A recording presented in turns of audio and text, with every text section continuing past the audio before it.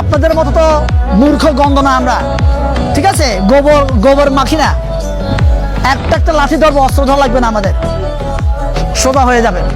আমাদের বাংলাদেশের চারপাশে ভারত, ভারত যদি বলে আমরা তাদের পেটের ভিতরে আছি, তাহলে খুব ভালো কথা বলছেন, ধরতে পেরেছেন আমরা কোথায় আছি। আপনার পেটের মধ্যে আমি আছি, তাহলে আপনার পেটে যখন লাঠি মারা শুরু করবো, আমি পেট চিরে যখন আমি বের হব, তখন চিন্তা করেন আপনার পেটের ব্যথা হবে কি কমবে। পেটের ব্যথা বাড়াবো আমি, ঠিক আছে?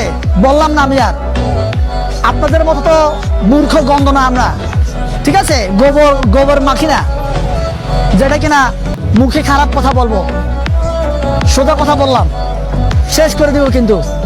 এই জন্য সাবধান হয়ে যান। অস্ত্র প্রশিক্ষণ আছে আমাদের, কিন্তু আমরা প্রশিক্ষণ তো এখন দিব না, দেখাবো না। যখন লাগবে তখনই আমরা আমাদের প্রশিক্ষণগুলা, আমাদের ট্রেনিংগুলো আপনাদেরকে দেখাবো আমরা কতটা ট্রেন প্রাপ্ত। মানে দেশের জন্য বলেন আমরা কিন্তু ট্রেনিং নেওয়া। একটা লাঠি ধরবো, অস্ত্র ধরা লাগবে না, আমাদের সোজা হয়ে যাবে। শুভেন্দুর মতো লোকরা, এই যে থার্ড ক্লাস লোকেরা আমাদের বাংলাদেশ নিয়ে কথা বলার সুযোগ পায় কিভাবে? ওরা বলে আমাদেরকে পেঁয়াজ দিবে না, রপ্তানি বন্ধ করো, আহ্বান করে।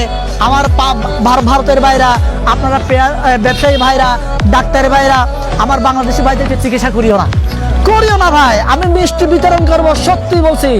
যেদিন আপনার ভারতীয় দূতাবাস বাংলাদেশের বাংলাদেশের ভাইদেরকে ভিসা দেওয়া বন্ধ করবে, ওই দিন আমি ভিক্ষা করে হলেও আমি মিষ্টি বিতরণ করব বলে দিলাম।